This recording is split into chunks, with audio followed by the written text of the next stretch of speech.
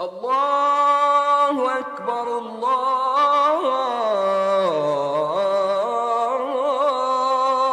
أكبر لا إله إلا الله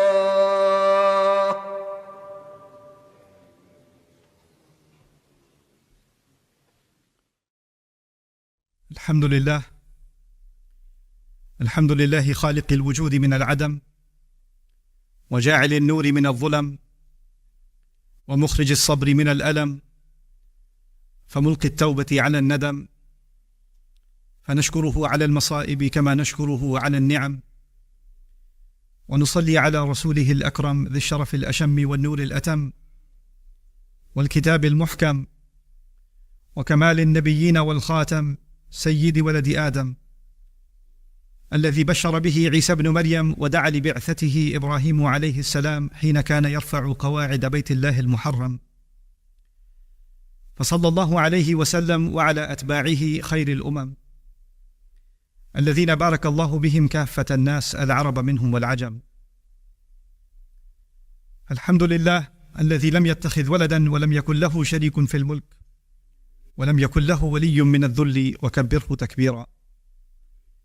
والحمد لله الذي أنزل على عبده الكتاب ولم يجعل له عوجا. والحمد لله الذي نحمده ونستعينه ونستغفره ونؤمن به ونتوكل عليه ونعوذ بالله من شرور أنفسنا ومن سيئات أعمالنا. من يهده الله فلا مضل له ومن يضلل فلا هادي له. ونشهد أن لا إله إلا الله وحده لا شريك له، ونشهد أن محمدًا عبد الله ورسوله أرسله الله تعالى بالهدى ودين الحق ليظهره على الدين كله وكفى بالله شهيدا. فصلى الله عليه وسلم تسليما كثيرا كثيرا. أما بعد، فإن أصدق الحديث كتاب الله، وخير الهدي هدي محمد صلى الله عليه وسلم، وإن شر الأمور محدثاتها، وإن كل محدثة بدعة، وكل بدعة ضلالة، وكل ضلالة في النار. قال الله عز وجل في كتابه الكريم بعد أن أقول أعوذ بالله من الشيطان الرجيم: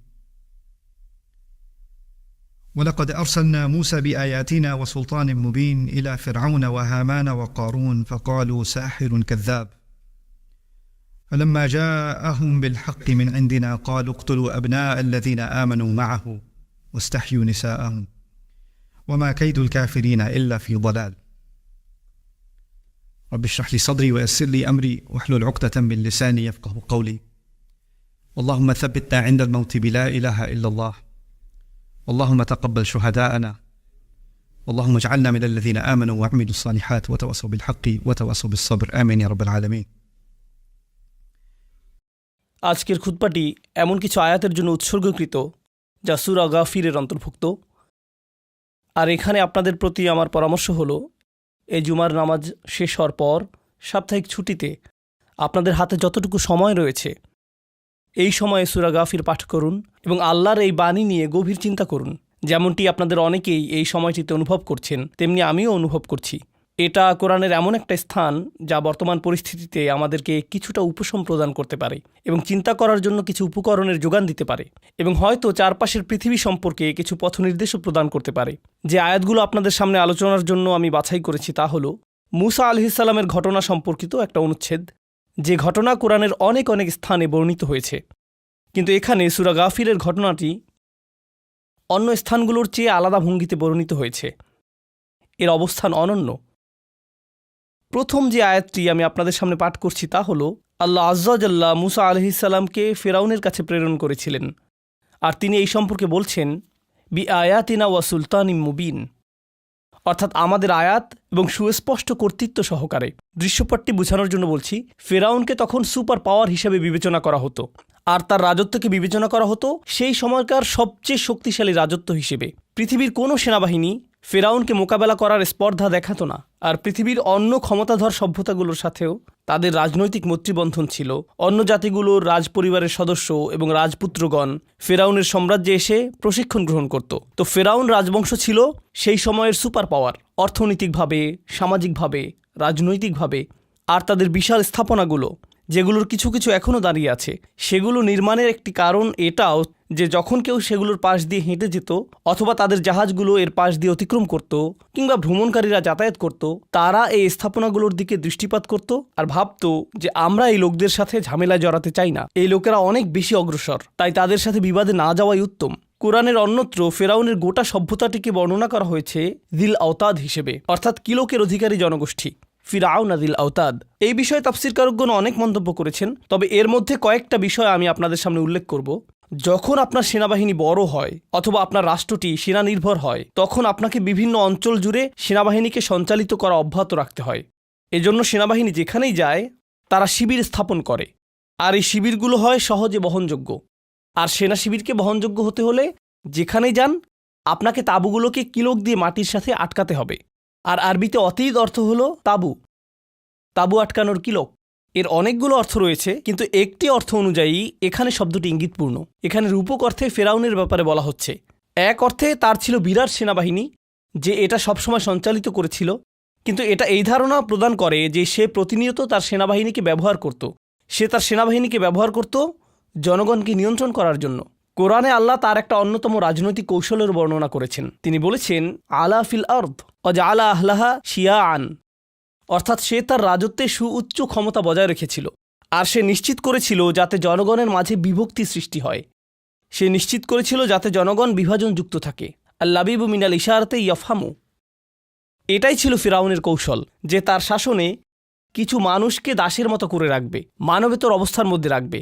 আর যখন সে এমনটা করছিল, তখন আল্লাহ মূসা আলাইহিসসালামকে তার কাছে পাঠালেন তাকে সতর্ক করার জন্য। আর তাকে শুধুমাত্র আল্লাহর আয়াত, ওহী এবং বাণী দিয়েই প্রেরণ করলেন না, বরং সাথে দিলেন সুলতান মুবিন। সুলতান বিমাআনাদ দালিল। সুলতান হলো বুরহান, সুলতান হলো প্রমাণ, কিন্তু সুলতানের অর্থ কর্তৃত্ব। আল্লাহ সত্য প্রেরণ করেছেন। সত্য আর সেনাবাহিনী এক জিনিস নয়। সেনাবাহিনীর আছে অস্ত্র, সেনাবাহিনীর একটি উপস্থিতি রয়েছে, সেনাবাহিনী আক্রমণ করতে পারে, সেনাবাহিনী হত্যা করতে পারে, সেনাবাহিনী রক্ত ঝরাতে পারে। কিন্তু আল্লাহ বলছেন মূসা আলাইহিসসালামকে যা দেয়া হয়েছিল তা নিজেই একটি কর্তৃত্ব। সত্য নিজেই একটি কর্তৃত্ব, আর তাকে এই কর্তৃত্ব দিয়েই ফেরাউনের কাছে পাঠানো হয়েছিল। আর এখন আমরা দেখব এর পরে যা এসেছে, ইলা ফিরাউনা ওয়া হামানা ওয়া কারুন। আল্লাহ শুধু ফিরাউনের কথা বলেননি, তিনি বলছেন যে তিনি এই কর্তৃত্ব প্রেরণ করেছেন ফেরাউনের কাছে, সম্রাটের কাছে, সরকারের কাছে। ফেরাউন সরকারের প্রতিনিধিত্ব করে, হামান তার সামরিক উপদেষ্টার প্রতিনিধিত্ব করে। তো হামানের কথাও এসেছে। আর তারপর কারুন, সে এমন একটি শ্রেণীর প্রতিনিধিত্ব করে ফেরাউন যাদেরকে দাস বানিয়ে রেখেছিল, তাদের ভেতরে থেকে সে ফেরাউনের পক্ষে কাজ করত। সে বনী ইসরায়েলকে দাস বানিয়ে রেখেছিল। বনী ইসরায়েল ছিল ফেরাউনের দাস, কিন্তু বনী ইসরায়েলের মধ্য থেকে কিছু মানুষকে প্রচুর অর্থ প্রদান করা হতো তাদের নিজের লোকদের উপর নজরদারি করার জন্য। আর ফেরাউন তাদেরকে ধনী হওয়ার সুযোগ দিয়েছিল। বনী ইসরায়েলের অন্য সকল মানুষ ছিল দরিদ্র, কিন্তু কারুন ছিল একজন মিলিয়নিয়ার। সে কিভাবে মিলিয়নিয়ার হয়েছিল? যখন তার নিজের লোকরা সবাই ছিল দাস, বাগা আলাইহিম। সে ছিল একজন গোয়েন্দা, আর সে তার নিজের লোকদের উপর গোয়েন্দাগিরি করত, আর সে তার নিজের লোকদের সাথে বিশ্বাসঘাতকতা করেছিল। এভাবেই সে ধনী হয়েছিল। তো এখন মূসা আলাইহিসসালামের এই বার্তা যাচ্ছে এমন কর্তৃত্বের কাছে যে জাতিকে দাসে পরিণত করেছিল। তার সামরিক শাখাগুলোর প্রতিও বার্তাটি দেয়া হয়েছিল, আর ইমানদারদের মধ্যে অবস্থিত মুনাফিক এবং গোয়েন্দাদের প্রতিও বার্তাটি প্রদান করা হয়েছিল। তিনটি শ্রেণীর প্রতি, এদের সবার প্রতি একযোগে, ইলা ফিরাউনা ওয়া হামানা ওয়া কারুন। আর তারা সকলে একই যোগে জবাবের কৌশল নিয়ে আসলো। আবারও আপনাদেরকে স্মরণ করিয়ে দিচ্ছি, সেই সময় এটা ছিল সবচেয়ে শক্তিধর সাম্রাজ্য। কেউ তাদের বিষয়ে প্রশ্ন তুলত না। তাদের সেই স্বাধীনতা ছিল, তারা যা খুশি তাই করতে পারত। তো তারা যদি চাইতো বনী ইসরায়েলকে হত্যা করতে পারত, তাদেরকে শেষ করে দিতে পারত। কিন্তু তারা আসলে বনী ইসরায়েলের এই ভোগান্তিকে ব্যবহার করতে চেয়েছিল। তাদের কাছ থেকে অন্য আরও রাজনৈতিক সুবিধা হাসিল করছিল। তো তাদেরকে তারা জীবিত রেখেছিল। এটা অসুবিধাজনক, কিন্তু তাদেরকে জীবিত রাখতে হবে, কারণ তারা তাদেরকে দাস হিসেবেও ব্যবহার করত, আর তাদের নিজেদের পক্ষে নির্দিষ্ট কিছু কৌশলী কাহিনী তৈরি করেছিল। তো এটা ছিল রাজনৈতিক কৌশল। ফেরাউন যদি তার নিজস্ব পন্থায় কাজ করত, তাহলে তাদেরকে শেষ করে দিত, কিন্তু ঠিক তখনই সে এটা করতে পারছিল না। তো পরবর্তী সর্বোত্তম পন্থা কোনটি? আমরা তাদেরকে সামরিকভাবে দমন করতে পারছি না, আমরা শুধু এটা নিশ্চিত করব যে আমাদের নিজেদের লোকেরা এবং যারাই বাইরে থেকে আমাদের কাছে আসে, অর্থাৎ বিশ্ব, যাতে তাদের প্রতি আমাদের দেখানো পন্থায় দৃষ্টিপাত করে। কিভাবে তারা তাদেরকে দেখবে? কৌশলটি ছিল ফাকলু সাহিরুন কাযযাব, অর্থাৎ মূসা হলো জাদুকর, সে একজন মিথ্যাবাদী। এই মানুষগুলো মিথ্যাবাদী, তাদেরকে বিশ্বাস করা যায় না। সে যেই মানুষদের প্রতিনিধিত্ব করছে তারা মিথ্যাবাদী।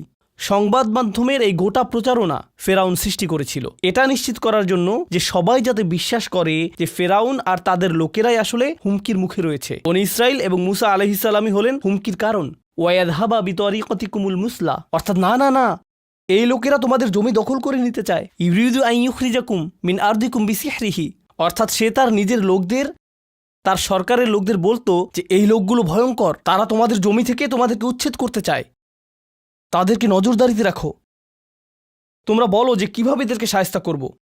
সে এই মিথ্যা প্রচারণাটি উদ্ভাবন করেছিল এটা নিশ্চিত করার জন্য যে তার নিজের লোকরাও যাতে বিশ্বাস করে যে এই লোকেরাই হলো হুমকির কারণ, এরা ভয়ঙ্কর। আমরা যদিও এখন সূরা গাফিরে রয়েছি, কিন্তু আল্লাহ সূরা কাসাসে বর্ণনা করেছেন ফেরাউনের ক্ষমতা ছিল, তার ছিল সবচেয়ে ক্ষমতাধর সেনাবাহিনী, সকল নিয়ন্ত্রণ ছিল তার কাছে, আর সে এই লোকদের অবরুদ্ধ অবস্থায় রেখেছিল। তাদের বসবাসের এমন অবস্থা ছিল, আপনি যদি কুরআন এবং বাইবেলে উল্লেখিত বনী ইসরাইলের বর্ণনা দেখেন তাহলে আপনি এটাকে বলবেন উন্মুক্ত কারাগার, এটাই আপনি বলবেন। এই অবস্থাতেই সে তাদেরকে রেখেছিল। আর জানেন এটা সম্পর্কে আল্লাহ কি বলছেন? আল্লাহ বলছেন যে তার জন্য আল্লাহর একটি পরিকল্পনা রয়েছে। অনুরিয়া ফিরআউনা ওয়া হামানা ওয়া জুনুদাহুমা মিনহুম মা কানু ইয়াহযারুন। আল্লাহ ফেরাউনকে, হামানকে এবং তাদের সেনাবাহিনীকে দেখাতে চেয়েছেন এমন জিনিস যার ভয় তারা সবসময় করত। আল্লাহ তাদেরকে দেখাতে চেয়েছেন যা তারা ভয় করত। এই আয়াতটি চমৎকার, কারণ এখন আল্লাহ আমাদেরকে বলছেন যে ফেরাউন আতঙ্কিত, তোমার কাছে সেনাবাহিনী রয়েছে, তারা হলো দাস, তোমার কাছে সকল অস্ত্রশস্ত্র রয়েছে, তারাই হত্যার শিকার হচ্ছে, তারাই ক্যাম্পে রয়েছে, আর তুমি পৃথিবীর সর্ববৃহৎ প্রাসাদে রয়েছ, তোমার কাছে সকল নিরাপত্তারক্ষী রয়েছে, সকল সংবাদ মাধ্যমের মালিকানা তোমার, আর তুমি এখন ভীত, তুমি রাতে ঘুমাতে পারো না, তুমি দুঃস্বপ্ন দেখছ। ভেতরের এই খবর একমাত্র আল্লাহই দিতে পারেন। কেউ জানত না যে সেই সময়ের সবচেয়ে ক্ষমতাধর মানুষটি আতঙ্কিত অবস্থায় ঘুমাতে গিয়েছে, এমন মানুষদের ভয়ে যারা ছিল আপাত দৃষ্টিতে ক্ষমতাহীন। মা কানু ইয়াহযারুন। তো এখন এই আয়াতগুলোতে ফিরে আসছি। এই খুতবাটি সম্পূর্ণ, এই খুতবাটির বিষয়বস্তু হল ফেরাউনের কৌশলগুলো উপলব্ধি করা। সে আতঙ্কিত, তাকে এই লোকগুলোকে নিয়ন্ত্রণ করতে হবে। সে কি করবে? কোরআনে আল্লাহ তার কৌশলের উল্লেখ করেছেন যাতে আমরা তার পরে আসা প্রত্যেকটি ফেরাউন সম্পর্কে জানতে পারি। এটা কোরআনে বর্ণিত কৌশলের নকশা প্রত্যেক ফেরাউনের জন্য যারা সেই ফেরাউনের পরে আসবে। আসাতিরুল আউয়ালিন, এটা শুধুমাত্র আগের যুগের ঘটনা না। ফিহি যিকরুকুম, এটা তোমাদের কথা বলছে, তোমাদের পরিস্থিতি। তো এখন ফালাম্মা জাআহুম বিল হক মিন ইনদিনা ক্বালু, যখন সত্য এসে উপস্থিত হলো এবং এটা পরিষ্কার হলো যে সে অন্যায় করছে, এর কারণ মূসা আলাইহিস সালাম যখন আসলেন, প্রথম যে দাবি মূসা আলাইহিস সালাম করেছিলেন তা হলো আন আরসিলা মাআনা বানি ইসরাইল, তোমাকে এই মানুষগুলোকে ছেড়ে দিতে হবে, তারা তোমার দাস নয়, তারা আল্লাহর দাস, তুমি তাদেরকে দাস হিসেবে রাখতে পারবে না, তুমি তাদেরকে এই ক্যাম্পে রাখতে পারবে না। এটা ছিল মূসা আলাইহিস সালামের প্রথম দাবিগুলোর একটি। আর যখন এই দাবিটি স্পষ্ট হয়ে গেল, ফেরাউনের জবাব কি ছিল? আল্লাহ তার জবাবের বর্ণনা দিচ্ছেন, উকতুলু আবনা আল্লাযীনা আমানু মাআহু, তার প্রতি যারা ঈমান এনেছে তাদের সন্তানদেরকে হত্যা করো, তাদের সন্তানদেরকে হত্যা করো। তাদেরকে হত্যা করাতে আমাদের আগ্রহ নেই, তাদের সন্তানদেরকে হত্যা করার মাধ্যমে আমরা তাদের মনোবল ভেঙে দিব। তাদের সন্তানদেরকে লক্ষ্যবস্তুতে পরিণত করো, শিশুদেরকে লক্ষ্যবস্তু বানাও, আর যথেষ্ট সংখ্যক নারীদেরকে জীবিত রাখো, তারা শিশু জন্ম দিতে থাকবে। যদি তারা পরবর্তীতে প্রতিরোধ গড়ে তোলার চিন্তা করে অথবা প্রতিবাদ করার চিন্তা করে, তখন আরও বেশি শিশু হত্যা করবে। তুলু আবনা আল্লাযীনা আমানু মাআহু ওয়াস্তাহইয়ু নিসাআহুম, এই লোকদের মনোবল ভেঙে দেয়া তার সামরিক কৌশলের অংশ ছিল। সে শুধু বলতে পারত যে প্রাপ্তবয়স্কদেরকে হত্যা করো। না না না না না, প্রত্যেক সামরিক প্রচারণার অংশ হল আমাদেরকে শিশুদের হত্যা নিশ্চিত করতে হবে। এটাই ছিল তার কর্মপন্থা। উকতুলু আবনা আল্লাযীনা আমানু মাআহু ওয়াস্তাহয়ু নিসাআহুম ওমা কাইদুল কাফিরিনা ইল্লা ফি যালাল। আয়াতটির শেষে আল্লাহ এটা বলতে পারতেন যে ওমা কাইদুল ফিরআউন ইল্লা ফি যালাল। ولم يقل ذلك، قال وما كيد الكافرين إلا في ضلال، فلم يقيد الآية بفرعون سبحانه وتعالى. قال عند نهاية الآية وما كيد الكافرين من الآن إلى الأبد إلا في ضلال. কাফেরদের ষড়যন্ত্র সবসময় বিফলে যাবে, সবসময়ই বিফলে যাবে। এর মাধ্যমে আল্লাহ আমাদেরকে বলছেন যে ফেরাউনের এই কৌশল এখানেই শেষ হবে না, যুগে যুগে ফেরাউনরা ফিরে আসবে আর তারাও একই কৌশল গ্রহণ করবে, আর সবশেষে এই কৌশল ব্যর্থ হবে। ওমা কাইদুল কাফিরিনা ইল্লা ফি দলাল। এখন লক্ষ্য করুন, এই কৌশলটিও কাজ করল না। সে তখনও এই কণ্ঠস্বরকে রুদ্ধ করতে পারছিল না। আর এই লোকগুলো তাদের বিশ্বাস ত্যাগ করছিল না, তারা আশা ত্যাগ করছিল না। কেন তারা এখনো আশাবাদী? আমি তাদের শিশুদেরকে হত্যা করছি, কেন তারা এখনো আশাবাদী? কেন তারা এখনো মুসা আলাইহিসসালামের অনুসরণ করছে? কেন তারা এখনো তাদের নবীকে অনুসরণ করছে? আমরা এটা বুঝতে পারছি না। তো সে বলল, আমাদেরকে চূড়ান্ত সমাধানে আসতে হবে। যারনি অক্তুল মুসা, আমি তাদের নেতাকে হত্যা করব, তাদের ইমামকে হত্যা করব, তাদের চিন্তা নায়ককে হত্যা করব। এখন তারা মুসাকে অনুসরণ করছে, তো মুসাকে হত্যার মাধ্যমে শুরু করব। যদিও আইনত মুসা ছিলেন সেই সময়কার মিশরীয় সরকারের নাগরিক, তিনি আসলেই নাগরিক ছিলেন, তাকে দাস হিসেবে গণ্য করা হতো না, কারণ তিনি রাজমর্যাদায় লালিত হয়েছিলেন। কিন্তু এই মুহূর্তে এটা এত বড় হুমকির কারণ যে যদি তুমি আমাদের নিজেদের দেশের নাগরিকও হও, আমরা তোমাকে হত্যা করব, কারণ তুমি অতিরিক্ত প্রভাব সম্পন্ন। এজন্যই তোমার কণ্ঠ রোধ করে দিতে হবে, এমনকি দেশের ভিতরকার কণ্ঠও রোধ করে দিতে হবে। মুসাকে হত্যার মাধ্যমে আমি শুরু করব। এটা আমাদের নিজের লোকদেরকেও এই বার্তা দিবে যে কেউ নিরাপদ নয়, নিশ্চুপ থাকাই তোমাদের জন্য মঙ্গলজনক। এটা ফেরাউনের কৌশল। আর তারপর যাকে আপনারা সংবাদ সম্মেলন বলতে পারেন, ফেরাউন নিয়মিত সংবাদ সম্মেলন করে থাকে আদিম যুগ থেকে। এই সংবাদ সম্মেলনে সে এরকম বলছে, ইন্নী আখাফু আন ইউবদিলা দীনাকুম আও আন ইউযহিরা ফিল আরদিল ফাসাদ। আমরা যদি এই লোকগুলোকে ছেড়ে দেই আর মুসাকে ছেড়ে দেই, সে তোমাদের ধর্মকে পরিবর্তন করে দিবে, সে তোমাদেরকে মৌলবাদী করে দেবে, সে তোমাদেরকে চরমপন্থী বানিয়ে দেবে, সে তোমাদেরকে এই অসভ্য ধর্মে ধর্মান্তরিত করে দেবে। আর সে যদি এটা করে তাহলে দেশ দুর্নীতিতে সয়লাভ হয়ে যাবে।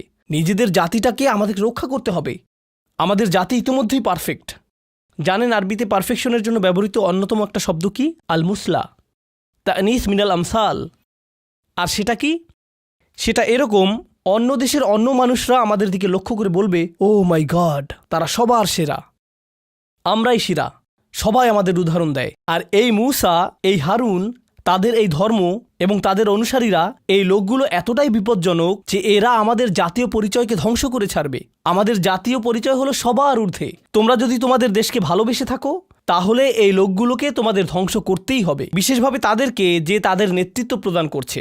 নেতাকে দিয়ে প্রথমে শুরু করাও, এটা তাদের মনোবল ভেঙে দিবে। যদি শিশু হত্যা তাদের মনোবল ভাঙতে নাও পারে, তাহলে তাদের নেতা, তাদের চিন্তা নায়ক, তাদের সংগঠক, আর এই ক্ষেত্রে তাদের নবীকে প্রথম হত্যা করো, তাকে আমাদের রাস্তা থেকে সরিয়ে দাও। এরপর তারা কি করবে? তাদের কোনো নেতা থাকবে না, তারা শিক্ষা পাবে যে কিভাবে দাস হয়ে থাকতে হয়। এক পর্যায়ে ফেরাউনের ধৈর্যচ্যুতি ঘটল। সে বলল, এখন আমাদের পদাতিক আক্রমণ শুরু করতে হবে। এটাই সে বলেছিল। আর সূরা শুআরাতে যখন সে এটা বলছিল, সে আসলে তার সেনাবাহিনীতে একটা ঘোষণা করেছিল। সে তার সেনাবাহিনীকে জড়ো করল আর তাদেরকে একটা উদ্দীপনামূলক বক্তব্য দেওয়ার মনস্থ করল। উদ্দীপনামূলক বক্তব্য, কারণ তারা একটি শত্রুর মুখোমুখি হতে যাচ্ছে। আপনারা জানেন যে যখন আপনি শক্তিশালী কোনো শত্রুর মোকাবেলা করতে যান, তখন এমন বক্তব্য প্রদান করেন যে তারা হয়তো আমাদের চেয়ে অনেক বেশি শক্তিশালী, কিন্তু আমরা লড়াই চালিয়ে যাব এবং আমরা ন্যায় বিচারের জন্য লড়াই করব। কিন্তু তারা অধিক শক্তিশালী কোনো শত্রুর সাথে লড়াই করতে যাচ্ছে না। তারা বেসামরিক মানুষদেরকে দমন করতে যাচ্ছে, তারা বনী ইসরাইলকে দমন করতে যাচ্ছে। আর তাদের যুক্তি হলো, যদিও তাদের সবাই বিশ্বাস করে না, কিছু সংখ্যক বিশ্বাস করে, তাদের সকলকে হত্যা করার বৈধতা হিসাবে এটুকুই আমাদের জন্য যথেষ্ট। বনী ইসরাইলের বাকি এই সদস্যরা হলো শুধুমাত্র মানব বর্ম, এদের সবাইকে শেষ করে দাও। তার সেই বক্তব্যটি কি ছিল? সূরা শুআরা, ইন্নাহা উলা ইলা শিরযিমাতুন কলিলুন, অর্থাৎ এরা হলো নগণ্য, ক্ষমতাহীন, অকর্মণ্য একটা সম্প্রদায়। ওয়া ইন্নাহুম লানা লাগাইযুন, অর্থাৎ তারা আমাদেরকে রাগান্বিত করেছে। তোমরা কি রাগান্বিত নও? সে তার সেনাবাহিনীকে ক্ষুব্ধ করে তুলছে। এই পোকামাকড়গুলোকে আমরা শেষ করে দিব, এই জানোয়ারগুলো থেকে আমাদের দেশকে পরিচ্ছন্ন করব। ওয়া ইন্না লা জামিউন হাযিরুন, অর্থাৎ এবার আমরা আমাদের সকল সতর্কতা অবলম্বন করব। আমরা নিশ্চিত করব যাতে এই পরিকল্পনা পুরোপুরি বাস্তবায়িত হয়। এই বক্তব্যটি সে তার সেনাবাহিনীকে দিচ্ছে। এটা ছোট সমস্যা, এটা নগণ্য সম্প্রদায়। আমরা এই সমস্যাটাকে শেষ করে দিব একেবারে এবং চিরতরে। আসো তাদেরকে শেষ করে দেই। তো এটাই সূরা শুআরাতে তার বক্তব্য। সে তার লোকদেরকে বলছে যে যদি এই লোকদেরকে ছেড়ে দেয়া হয় তাহলে তাদের জাতীয় নিরাপত্তা হুমকির মধ্যে পড়বে। সে তার লোকদেরকে জানাচ্ছে যে এই মানুষগুলো হুমকির কারণ। তাদের দেশে দুর্নীতি, সহিংসতা সৃষ্টি হচ্ছে।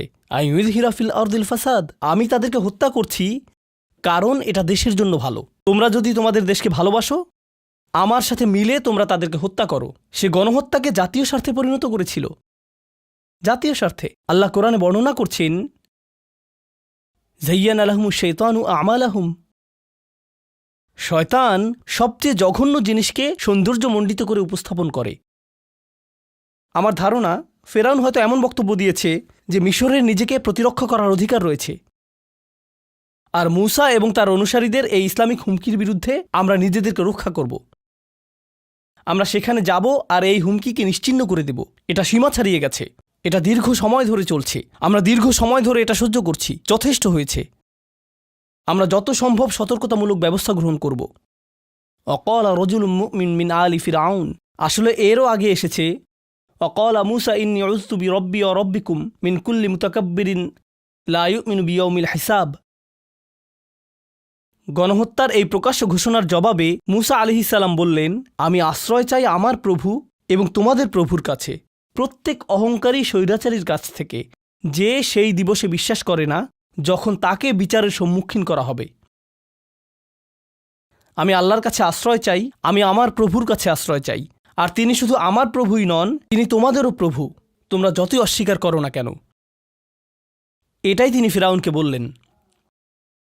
আমার খুতবার সময় শেষ হয়ে যাচ্ছে, কিন্তু আমি আপনাদেরকে শুধু শেষ একটি বিষয় বলবো। ফিরআউনের নিজস্ব প্রশাসনের ভিতরে এমন মানুষ ছিল যারা এটা আর সহ্য করতে পারছিল না। মিশরে বসবাসকারী এমন মানুষ ছিল যারা দেখেছে যে ফিরআউন মানুষকে দাসে পরিণত করেছে, এটা অন্যায়। আর আমি জানি যে যদি আমি আওয়াজ তুলি আমিও গ্রেফতার হতে পারি, আমরা হয়তো খুনের শিকার হতে পারি, কেউ জানবেও না কিভাবে এটা হলো। কিন্তু তাদের একজন যিনি তার ঈমান গোপন করে রেখেছিলেন আর তিনি তার চেতনাকে এতদিন লুকিয়ে রেখেছিলেন, একটা সময় যখন আসলো যখন এমনকি তিনিও আওয়াজ তুললেন। তিনি মুমিন আলি ফিরআউন হিসেবে সুপরিচিত। তার বক্তব্যটি আসলেই খুব শক্তিশালী। যেহেতু এই খুতবার সময় শেষের দিকে, আমি আপনাদেরকে অনুপ্রাণিত করছি যে সূরা গাফিরে বর্ণিত এই বক্তব্য সম্পূর্ণটি মনোযোগ দিয়ে পাঠ করুন। তিনি কি বলেছেন, তার বক্তব্য কেন এত গুরুত্বপূর্ণ যে আল্লাহ মানবজাতির কাছে প্রেরিত তার সর্বশেষ বাণীতে তা অন্তর্ভুক্ত করলেন। তার বক্তব্য থেকে আমি শুধু আপনাদের একটি বিষয় বলবো, আতাকতুলুনা রাজুলান আইয়াকুলা রব্বি আল্লাহ, তোমরা কি এই ব্যক্তিকে এজন্য হত্যা করবে সে বলে যে আমার প্রভু হলেন আল্লাহ। অকদ জাআকুম বিল বাইয়িনাতি মির রব্বিকুম, আর তোমাদের প্রভুর কাছ থেকে সকল প্রমাণ এসে পড়েছে। ওয়া ইন ইয়াকু কাযিবান ফাআলাইহি কাযিবুহু ওয়া ইন ইয়াকু সাদিকান ইউসিবকুম বা'দুল্লাযী ইয়াইদুকুম। এই সমাপনী অংশটুকু নিয়ে আমি আপনাদের সামনে এটুকু বলতে চাই, ইন্নাল্লাহা লা ইয়াহদি মান হুয়া মুসরিফুন কাযযাব, অর্থাৎ আল্লাহ কখনোই হিদায়াত দিবেন না। আর হিদায়াতের অনেকগুলো অর্থ রয়েছে। একটি অর্থ হলো শুধু আধ্যাত্মিক পথ নির্দেশনা, আরেকটি অর্থ হলো আল্লাহ কখনো এই পরিকল্পনাকে সফলতা দান করবেন না। কার পরিকল্পনা কখনোই সফলতার মুখ দেখবে না? এমন কেউ যে অতিরিক্ত করে, যে কোনো কিছুর জবাবে অতিরিক্ততা দেখায়। ফেরাউন যখন বলে যে তারা যদি আমাদের একজনকে হত্যা করে আমরা তাদের 1000 হত্যা করব, আর এতেই আমাদের মুখে হাসি ফুটে উঠবে, একেই বলা হয় মুসরিফ। আর তারপর যখন আমরা হত্যাকাণ্ড চালাবো, আমরা যে অতিরিক্ত করছি তা বলার পরিবর্তে পৃথিবীকে আমরা বলবো যে আমরা শুধুমাত্র আত্মরক্ষা করছি, আর এটাই ন্যূনতম। বিষয়টা খুবই দুর্ভাগ্যজনক, কিন্তু এটা করা ছাড়া উপায় নেই। কাযযাব। আল্লাহ বলছেন যে তিনি কখনোই এমন কারো ষড়যন্ত্রকে সফল হতে দিবেন না যে হলো মুসরিফ এবং কাযযাব। আর এভাবেই আল্লাহ বনী ইসরাইলকে, মূসা আলাইহিস সালামের অনুসারীদেরকে রক্ষা করেছিলেন।